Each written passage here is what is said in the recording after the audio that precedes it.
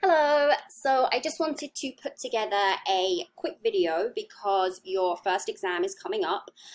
So I wanted to just go over what you should expect from that exam, some study tips that will hopefully help you, and then there are a couple of other reminders that I want to make just based on some things I've noticed over the past few weeks.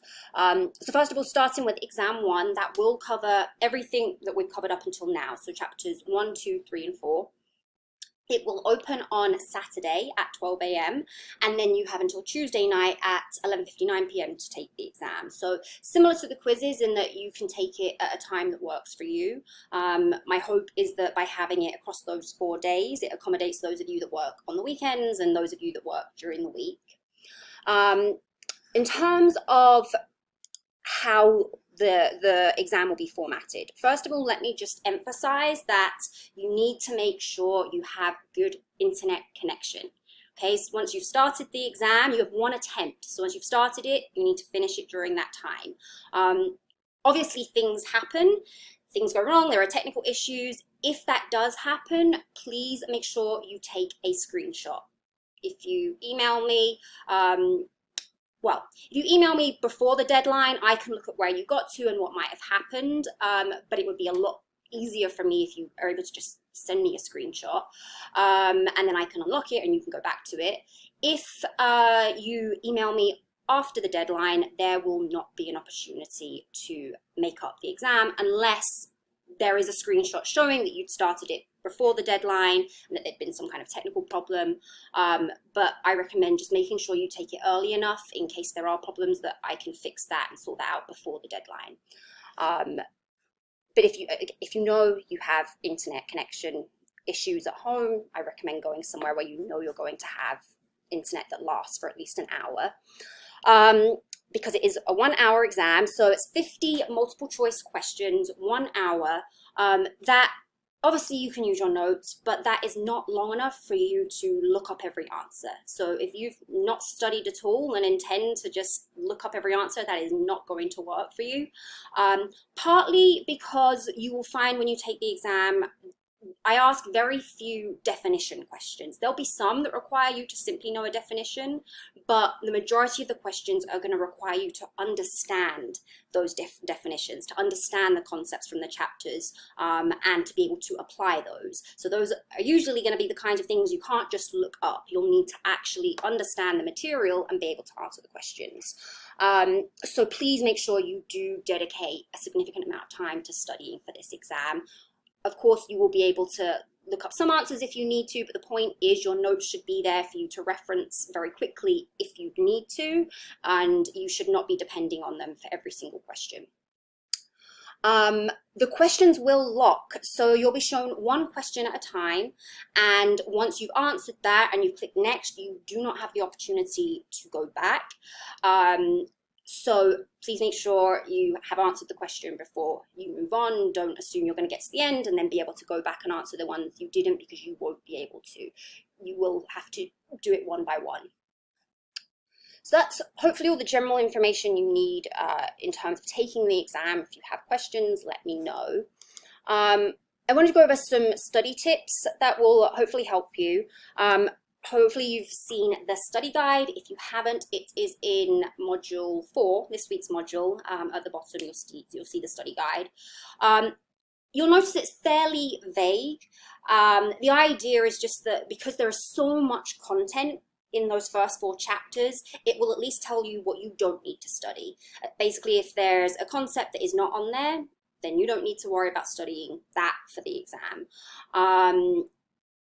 It's kind of trying to help you narrow down what you need to focus on and how to manage your time. So if it's on the study guide, it's going to be coming up somewhere on the exam and you should spend time studying it. Now, in terms of how you study, first of all, you should be reading the book every week. You will need to read the book. It's fairly short and straightforward, so it shouldn't take up a huge amount of time to be reading. One thing that I recommend you do as you're reading, there is, even if you're using the online version, there is the option to highlight things, or I recommend that you're taking notes as you do that. And then once you've finished reading either that section or that chapter that you're working on, then go to the lecture or go to the module and read the lecture notes and watch the videos that are included there. Those lecture notes are notes that I create to help you. And they're really there to do a couple of things. One is that when you are then studying for the exam, you've already got kind of these lecture notes that you can go to. And it gives you an idea of what to focus on. You can either take the notes that you've written based on the book and then add to that, or you can use my notes as a starting point and then add to that. So basically they're there as a way to help you understand what you should be focusing on. It also, I guess the other main reason I have those there, because the book doesn't necessarily go into enough detail all of the time, or it misses certain concepts that I think you need to know. I then add those into the lecture notes, whether that's in note form or in video form. The idea is that those lecture materials will build upon the information that you're getting from the book. The other reason that those lecture notes and videos are there are to really help you remember the information. If all you are doing is reading the book, then chances are you're going to remember very little of that on the exam. When we get to chapter 8, we'll talk about encoding, which I briefly mentioned in an announcement before. Encoding is part of our memory system. It's how we get information into our brain. So you can kind of think of our memory system like a computer. Right? You open a Word document or a PowerPoint or whatever it is, and you type your information in. That's the encoding part, getting the information in. You then save that information, so that's the storage part of memory, and then when you need that information, you can reopen that saved document. The difference with memory is when we retrieve that information, it's not exactly as we saved it. But the accuracy of that information and how well we remember it is going to depend a lot upon how well we encoded and stored that information. Reading is a very low level of encoding if that's all you're doing.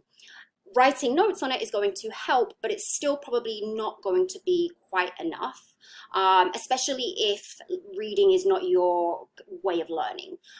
So another reason the videos are there are so that if you're a visual learner, you have these great videos with animations that will hopefully help you encode the information better. And even if you're not a visual learner, they'll help you encode it in an additional way. So again, you're more likely to remember it. In relation to encoding this information on a deeper level, I also recommend that you create examples from your own life. The more we connect new information to existing information, the more likely we are to remember that. So create examples either from your life or find your own examples that you like and add those to your notes because you're then more likely to remember those concepts. And then a couple of other study techniques that a lot of people find very useful. One is to test your knowledge. That's partly why you do the weekly quizzes. It's going to hopefully identify where there are some gaps in your knowledge. Obviously, there are only 10 question quizzes, so I'm only testing you on a handful of topics, but you can go online and just Google, I don't know, intro psych practice questions or biopsychology practice questions, consciousness practice questions, and it will give you a bunch of different test questions that you can practice and then identify where you might need to study a little bit more. The other approach is teach someone else. Now, this doesn't need to actually be another person. You could pretend you're teaching someone else, or you could do what I do sometimes. I will talk to my dogs. I will practice teaching certain concepts to my dogs. Being able to put it into words and being able to teach someone else requires you to understand the concepts on a much deeper level than just knowing the definition. So again, by doing that, you're identifying gaps in your knowledge. You'll notice that there's some things that you struggle to describe, and it's also then going to be encoding that information further, and you're more likely to remember it. So main things, make sure you read the book, look at the lecture notes. They are there to help you and will build upon your understanding and will introduce information that wasn't in the book that really should be. There are also the odd articles and videos I include, mainly just because in the past I'll notice in face-to-face classes, students will ask questions about certain things that they find really interesting. So I try to answer the kinds of questions that you might have through some of those videos, especially when it comes to topics like dreams, or personality, the kinds of topics that students find really interesting and have a lot of questions about. I try to add more videos in if I think you're going to enjoy it. But yes, make sure you're looking at those videos and notes, and then create your own examples, test your knowledge, and try to teach other people. One last thing I would recommend is flashcards, not necessarily to test yourself. I mean, you could use them to test yourself, but what I would typically do, I used to create so many different sets of flashcards. I'd create one and I'd highlight them and add color and drawings.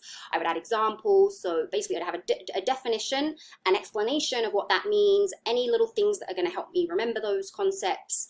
And then I'd write them out over and over and over again, because then by the time I get to an exam, I could visualize my flashcards. I could see them in my head. So I'd get to a concept. Okay, let's remember what was on that flashcard, and that would help me remember. Ultimately, it depends on how you learn, and figuring out what's going to be best for you. If you do have any questions about studying or study techniques, feel free to send me an email, and we can talk about it more. Couple of things.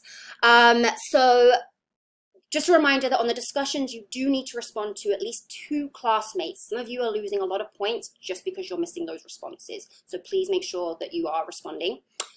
Also, please don't forget about the quizzes. Obviously, you do get to drop your lowest 2, but ideally you should be aiming to do those every week, because they're going to help you prepare for the exam.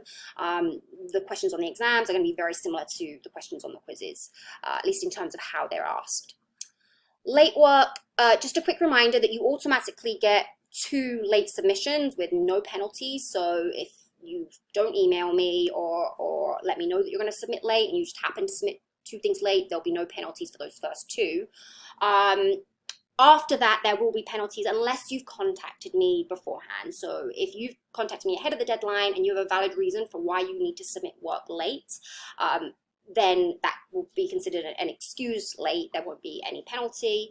Or obviously, if something happens and it's after the deadline, that you have a document or a documented reason or a valid reason, then there'll be no penalty. So the main point is 2 free late submissions, no penalty. If you email me ahead of time and you have a valid reason, no penalty. But after those first 2 late submissions, if you continue to submit work late, 25% of the points will be taken off. Obviously, right now, I know we're going through a lot in life, and there are going to be things that happen, and I will be as understanding as I possibly can. So please don't feel afraid to contact me and let me know what's going on, and if you do need accommodations. At the same time, those deadlines are there, and I will take 25% off for continued late work, because I found in the past, if I make it too flexible, it doesn't help you. There's too much in this class, and I need to try to keep you on track. So these policies are there to help you. Last reminder, Paper 1 instructions are now available, and that is due October 30th. Please take a look through the instructions as soon as possible and ask questions if you have them. I will wait to see what kinds of questions I get, and then based on that, I'll put a video together at some point in the next couple of weeks to go over more information related to the paper. Okay, happy studying.